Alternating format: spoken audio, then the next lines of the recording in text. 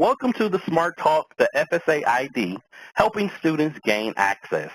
In May of 2015, the Department of Education changed the process in which students gain access into various department websites.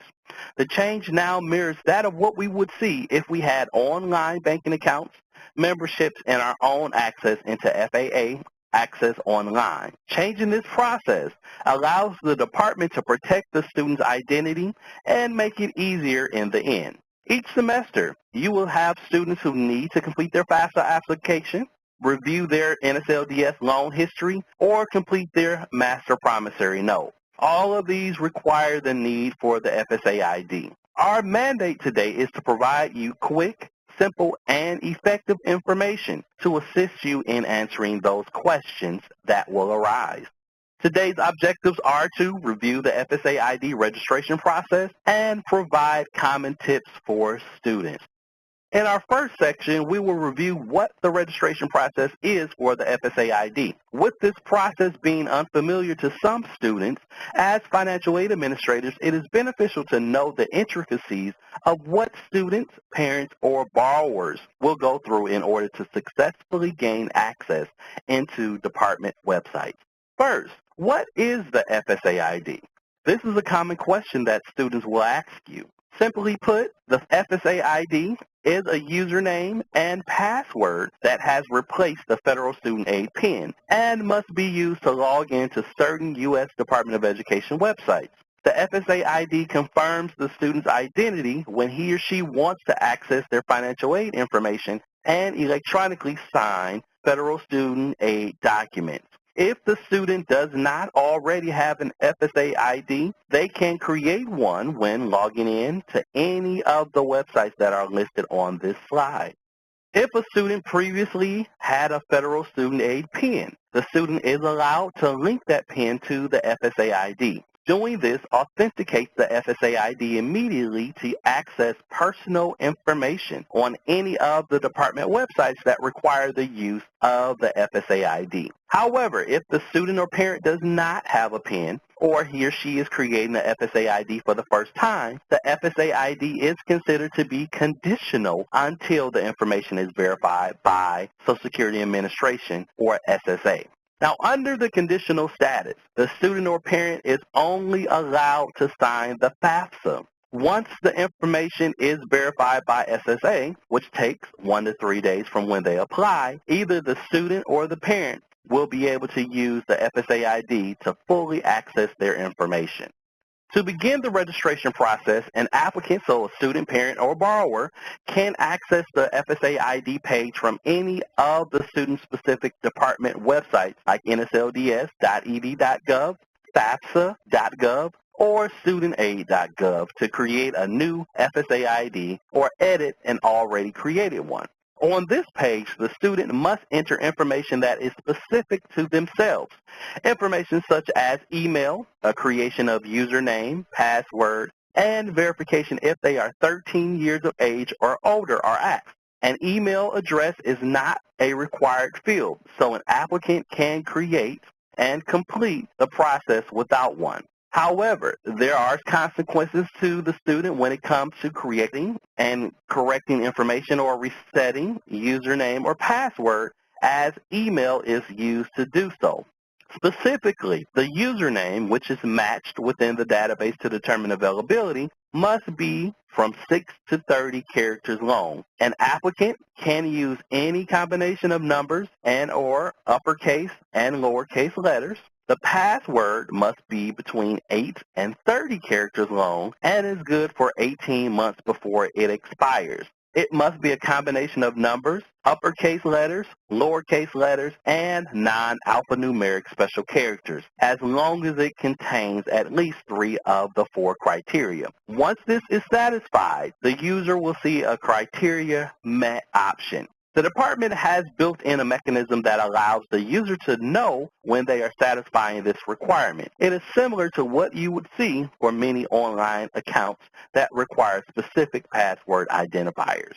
One question that is often asked by our colleagues is, why do they ask if a person is 13 years of age or older? Simply, the department is required to abide by the Children's Online Protection Privacy Act, which prohibits unfair or deceptive acts or practices in connection with the collection, use, and or disclosure of personal information from and about children on the Internet.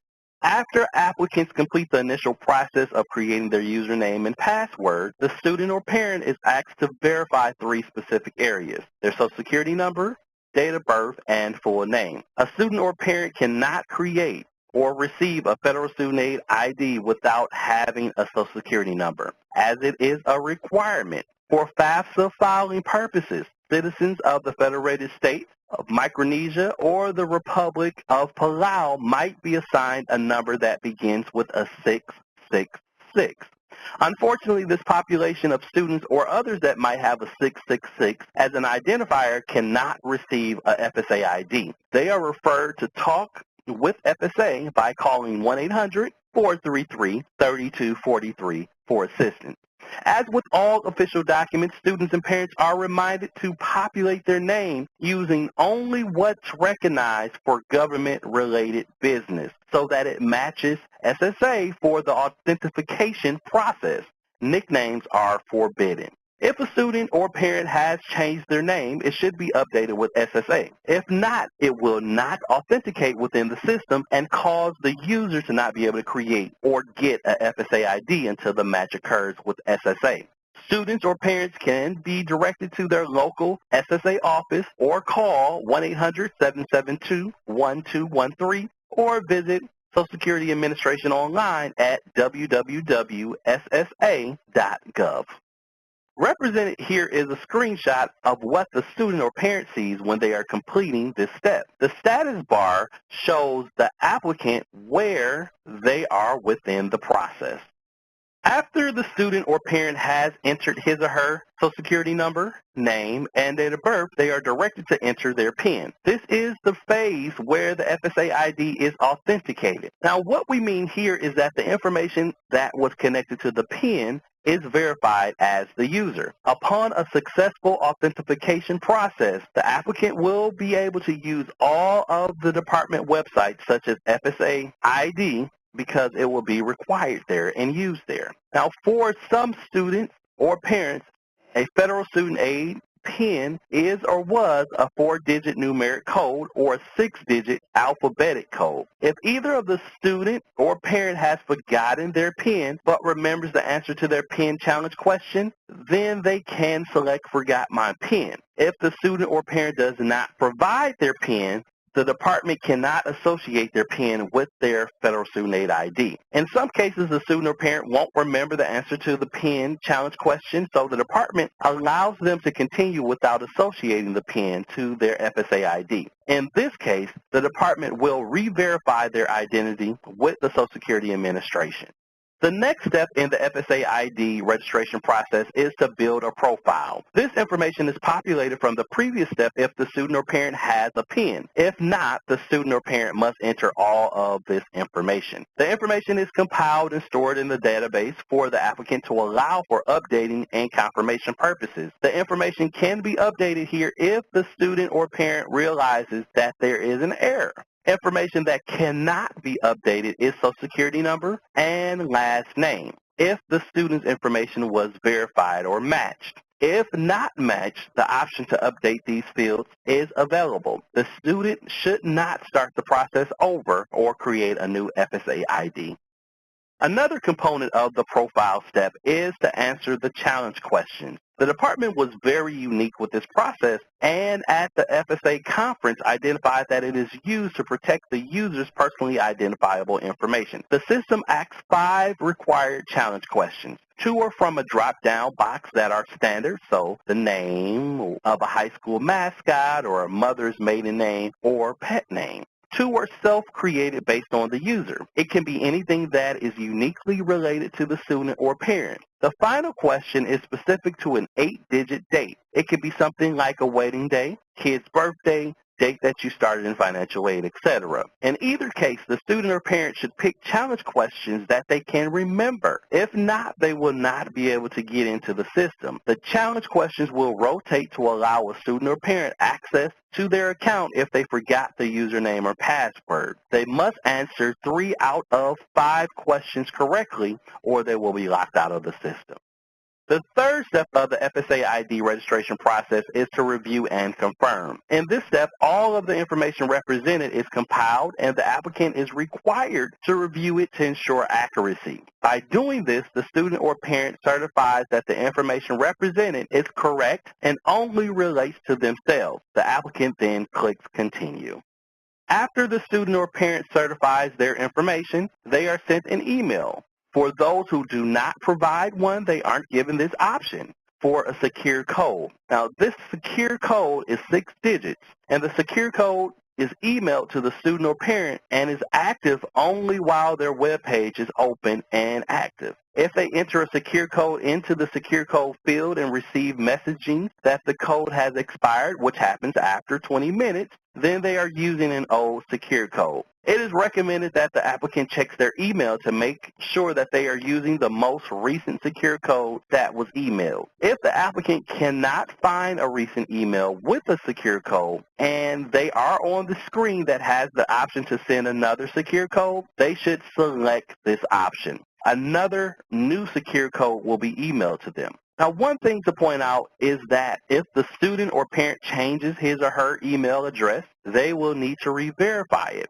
The secure code is used in place of responding to random challenge questions or providing personally identifiable information. So examples of where this would occur are when the student or parent requests to unlock the FSA ID with email, requests to reset their password with email, or requests to retrieve their username with email. Once the FSA ID is created, the student, parent, or borrower will receive a message saying that they have successfully created their FSA ID. Our last section is to provide some tips as you help students transition to obtain a new FSA ID. First, you should remind students, parents, and borrowers that they need a unique email address. Although in the past, parents and students could share the same email address to get FAFSA information and receive updates, the department is doing their best to protect students and parents' personally identifiable information, so only one unique email can be used. Now, what the department means by unique is that only one email can be associated with the Federal Student Aid ID account. For example, greatlakes@yahoo.com could not be associated with another account. Email addresses associated with FSA ID accounts must be unique. An email address may not be shared between FSA ID accounts, such as between a student and a parent. In some cases, students who had a PIN in the past will need to link it to a previously matched PIN account. The department recommends that a user link their PIN so that they may immediately use the FSA ID to perform important activities such as signing electronic documents. If a user has forgotten their PIN, they should choose Forgot My PIN during the FSA ID registration process. If they successfully answer the challenge questions they established when they apply for their PIN, the PIN information will be linked to the FSA ID, including carrying over a successful SSA match. If the user does not remember their PIN or PIN challenge question, they can still create an FSA ID. Communicating with your students about the process will spark questions. Even with the May 2015 implementation, you will experience several more students who will have questions on how to complete the process. And to help alleviate the confusion of the PIN versus the FSA ID option, ensure all of your internal and external communications, so your publications, emails, etc., are free from the term PIN. Also, when explaining the FSA ID, reinforce and restate the importance of having a FSA ID and how it will help protect the user's identity, plus the need to not share it with others. yes, even their parents. The department created a 6-step document to guide users through the process. It's recommended or suggested to place this document on your websites and have it in your office as an easy tool to direct students to. You'll find that using the document saves you time and effort. I must also mention that other institutions have created tutorials, and the financial aid community has always been a sharing group of individuals. So use it. There's one that is definitely out there, and we provide it for you here for you to access. There are some time frames that we want to reiterate on because they will assist in alleviating frustration a student, parent, or borrower might have. 1 to 3 days is the time it takes to authenticate their PIN to be matched with Social Security Administration to access other Department of Education websites. 30 minutes is needed to update the system when a password has changed online using the challenge questions, and 18 months is the time limit before a password expires. As we wrap up and conclude, here are some resources that you can utilize when it comes to the Federal Student Aid ID. Of course, the Federal Student Aid Information Center, where their toll-free number is 1-800-433-3243, and then you have IFAP along with a host of other websites that are available for you. We do want to thank you again for joining us for this Smart Talk on the Federal Student Aid ID, helping students gain access. We hope that this information was beneficial for you. Thank you all and have a great day.